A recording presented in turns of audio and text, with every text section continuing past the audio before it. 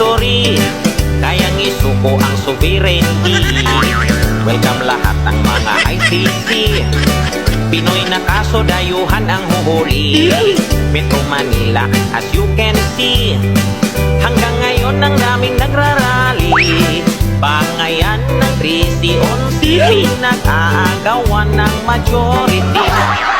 From the north merong ibang party, hati-hati ang nagrarally. May sumigaw Sara Duterte, meron din sumuporta kay Leni.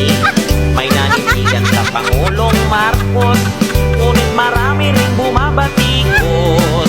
Ginulo nga ba ang bayan upang ang flood control malimutan? Now let's go to the sunburn discussion.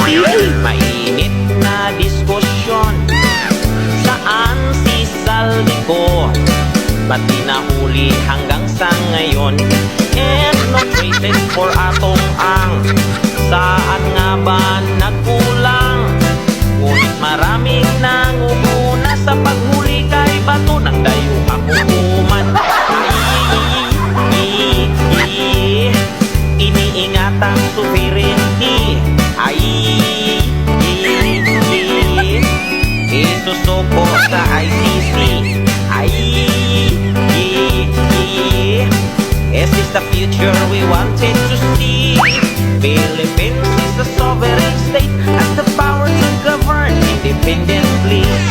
From Hulo hanggang sa Batanes, Luzon, Visayas, Mindanao, isa lamang ang ninanais, kapayapaan ng mangibabaw.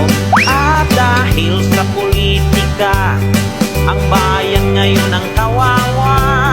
Kung isusuko ang soberanya, kontrolado na ating ginagawa. Iniingat ang sovereignty. Isusuko sa ICC. Is this the future we wanted to see? Philippines is a sovereign state, has the power to govern independently.